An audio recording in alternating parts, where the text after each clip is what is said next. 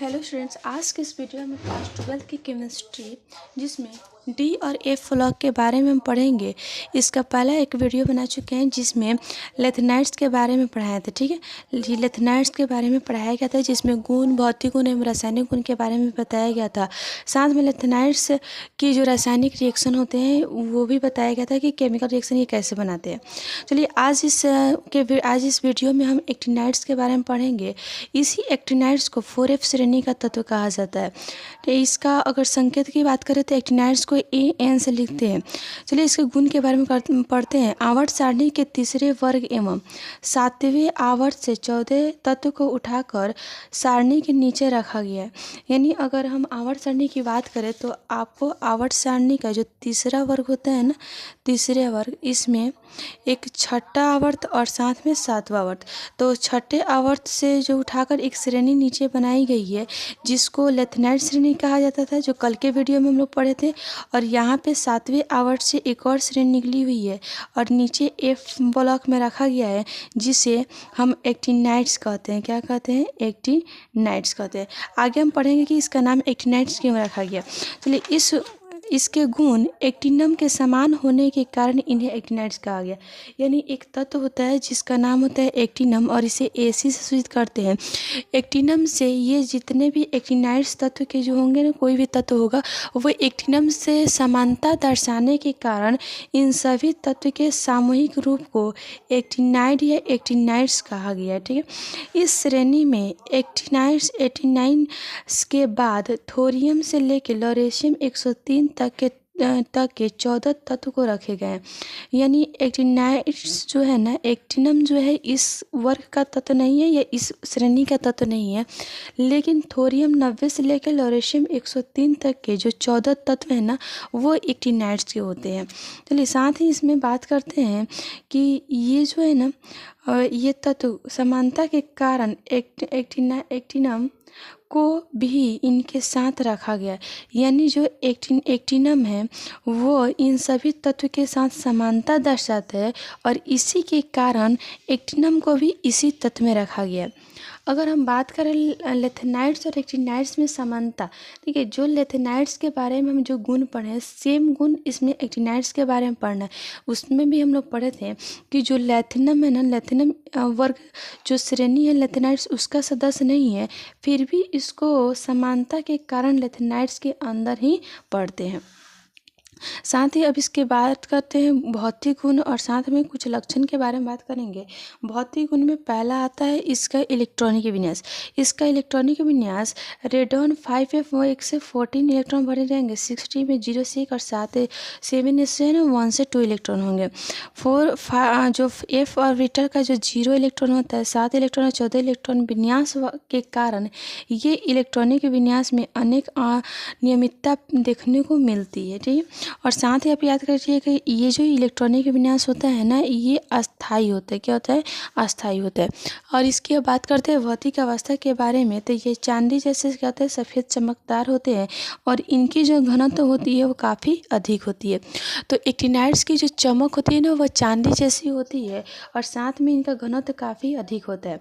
अब हम बात करेंगे इनके ऑक्सीकरण अवस्था के बारे में, तो साथ ही इनके ऑक्सीकरण अवस्था में देखने को मिलेगा कि ये अधिकतर +3 ऑक्सीकरण अवस्था दर्शाते हैं। अगर थोरियम की बात करें तो थोरियम +4 और यहाँ थोरियम +4 ऑक्सीकरण अवस्था दर्शाता है। चलिए अब परमाणु त्रिज्या आयनिक त्रिज्या के बारे में हम थोड़ा सा जानते हैं कि जब यहाँ पे जब में नहीं होगा, जब एक्टिनाइड से श्रेणी में बाएं से दाएं जाते हैं, यानी हम इस तरह जाते हैं, ठीक है, एक्टिनाइड श्रेणी में बाएं से दाएं जाते हैं तो परमाणुिक त्रिज्या एवं आयनिक त्रिज्या क्रमिक रूप से घटता है। सेम लेथनाइड्स में भी हुआ था कि बाएं से दाएं जाने पर जो लेथनाइड श्रेणी के जितने भी तत्व होते हैं उनके परमाणु एवं आयनिक त्रिज्या क्या होती है? क्रमिक रूप से घटती है, क्योंकि परमाणु संख्या बढ़ने के साथ साथ नाभिकीय आकर्षण बल, जिसको प्रभावी आवेशीय बल भी कहते हैं, बढ़ता है, परंतु इसका विरोध करने वाला 5F इलेक्ट्रॉन का परीक्षण प्रभाव बहुत ही कम होता है। यानी जो नाभिकों के बीच आकर्षण बल होता है उसका विरोध करने वाला 5F इलेक्ट्रॉन का जो परीक्षण प्रभाव होता है ना, ये बहुत कम होता है। अगर ये ज़्यादा होता है ना तो यहाँ पे जो आकर्षण बल होती है वो उसको कम कर देता है, जिससे ये एक्टिनाइड्स आंकोचन या संकोचन होता है ना, वो नहीं होता। इस संपूर्ण घटना को एक्टिनाइड्स संकोचन या एक्टिनाइड्स कॉन्ट्रैक्शन कहते हैं। ठीक है, एक्टिनाइड्स आंकोचन की मात्रा लेथेनाइड्स आंकोचन से अधिक होती है। साथ ही यहाँ से ऑब्जेक्टिव बनता है कि एक्टिनाइड्स जो आंकोचन होता है ना, वो लेथेनाइड आंकोचन से काफ़ी कम होता है। यहाँ पे एन होगा, क्योंकि 5f इलेक्ट्रॉन का परीक्षण प्रभाव 4f इलेक्ट्रॉन के परीक्षण प्रभाव से बहुत कम होता है। जो इलेक्ट्रॉनों के बीच परीक्षण प्रभाव होता है ना, वो 5f इलेक्ट्रॉनों के यदि परीक्षण प्रभाव देखा जाए 4f इलेक्ट्रॉनों से काफ़ी कम होता है। अब हम बात करते हैं इसके चुंबकीय गुण के बारे में। 5f उपकोष में अनियमित इलेक्ट्रॉन उपस्थित होने के कारण ये अनुचुंबकीय होते हैं। अगर अयुग्मित इलेक्ट्रॉन की बात करें तो अयुग्मित इलेक्ट्रॉन का मतलब होता है कि ऐसा इलेक्ट्रॉन जो जोड़ा में नहीं पाया जाए। अगर वो जोड़ा में पाया जाता है तो उसको युग्मित कहते हैं, अगर जोड़ा में नहीं पाया जाता है उसे अयुग्मित कहते हैं। तो यदि 5f उपकोष में या 5f ऑर्बिटल में अयुग्मित इलेक्ट्रॉनों की उपस्थिति होती है, जिसके कारण जो एक्टिनाइड्स होता है ना, वो चुंबकीय गुण प्रदर्शित करता है। अब हम इसके रंग के बारे में बात करेंगे कि ये इनके जो आयन होते हैं वो रंगीन होते हैं, क्योंकि इनमें FF संक्रमण के कारण ये रंगीन आयन बनाते हैं। अगर कारण पूछेगा तो FF संक्रमण के कारण ये रंगीन आयन बनाते हैं। और अगर ये नहीं याद रहता है तब सीधा इसमें सोचिएगा कि जो 5f ऑर्बिटल होता है ना, उसमें जो इलेक्ट्रॉन होते हैं वो अयुग्मित होते हैं, और अयुग्मित इलेक्ट्रॉनों के कारण इनका जो आयन होता है वो रंगीन होता है। साथ ही अगर बात करें कि F0 F7 और F14 विन्यास वाले आयन रंगीन होते हैं। यानी यदि जो अस्थाई होगा ना, ऐसे एक्टिनाइड्स जो अस्थाई होते हैं वो हमेशा क्या होंगे, रंगीन होंगे। बाकी सब रंगीन होगा लेकिन ये कलर लेस होता है। चलिए आयन एंथैल्पी की बात करेंगे। एक्टिनाइड श्रेणी के तत्व के आयन एंथैल्पी बहुत कम होते हैं, जबकि लेथेनाइड्स का क्या होता है, बहुत ज़्यादा होता है। तो एक्टिनाइड्स जो श्रेणी होती है ना, उनके आयन एंथैल्पी बहुत कम होता है। ये उच्च विद्युत धनात्मक होते हैं, यानी विद्युत के प्रति इनका जो व्यवहार होता है वो कैसा होता है, धनात्मक होता है। ये प्रबल अपचायक होते हैं। ये कैसे होता है, प्रबल अपचायक होते हैं। साथ ही अगर बात करें कि ये संकुल बनाते हैं या जटिल यौगिक बनाते हैं या संकरण यौगिक बनाते हैं, तो संकुल यौगिक बनाने की इनमें प्रबल प्रवृत्ति पाई जाती है। यानी ये आसानी से संकुल यौगिक बना सकते हैं, कोई भी जटिल यौगिक का निर्माण कर सकते हैं। अगर इसकी सक्रियता की बात करें तो ये सभी रेडियो एक्टिव तत्व होते हैं। ये जितने भी तत्व होंगे सब क्या होंगे, रेडियो एक्टिव तत्व होंगे। अगर हम रेडियो एक्टिव की बात करें तो ऐसे तत्व जिनका जो जीवन काल होता है ना, जीवन काल बहुत कम समय के लिए होता है, बहुत कम समय के लिए, जैसे 5 मिनट 5 सेकेंड ऐसे ही होता है, तो उनको रेडियो एक्टिव तत्व कहते हैं। लॉरेंशियम का अर्ध आयु काल 3 मिनट का होता है। अब यहीं पे देख लीजिए, जो लॉरेंशियम 103 होता है उसका जो अर्ध आयु काल होता है ना, 3 मिनट होता है। 3 मिनट के बाद ये अपने आप क्या हो जाता है, नष्ट हो जाता है।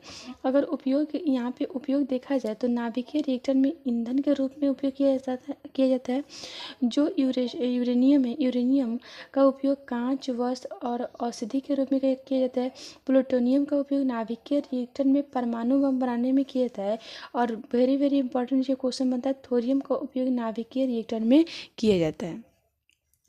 अभी इन दोनों में अंतर क्या होता है, तो लेथेनाइड्स और एक्टिनाइड्स में अगर अंतर की बात करें तो ये संकुल बनाने की प्रवृत्ति बहुत कम होती है। यानी जो लेथेनाइड्स होता है उनमें जो जटिल यौगिक या संकुल यौगिक बनाने की जो प्रवृत्ति होती है काफ़ी कम होती है, जबकि इसमें क्या होता है, प्रबल होता है। प्रोथेशियम को छोड़कर सभी रेडियो सक्रियता नहीं होते हैं। यानी यही एक तत्व है जो रेडियो सक्रिय तत्व होते हैं, रेडियो एक्टिव तत्व होते हैं। लेकिन इनके अलावा जितने भी लेथेनाइड्स होंगे वो सभी रेडियो सक्रिय तत्व नहीं होते हैं। जबकि अगर एक्टिनाइड्स की बात करें तो एक्टिनाइड्स में सभी क्या होते हैं, रेडियो सक्रिय तत्व होते हैं। ये इनके ऑक्साइड OH- कम भास्मिक होते हैं, जबकि इनके जो ऑक्साइड होते हैं वो काफ़ी अधिक भास्मिक होते हैं। आपके इस वीडियो में लेथेनाइड्स और एक्टिनाइड्स जो एक टॉपिक था वो आज कंप्लीट हो गया। थैंक यू, मिलते हैं इसके नेक्स्ट वीडियो में।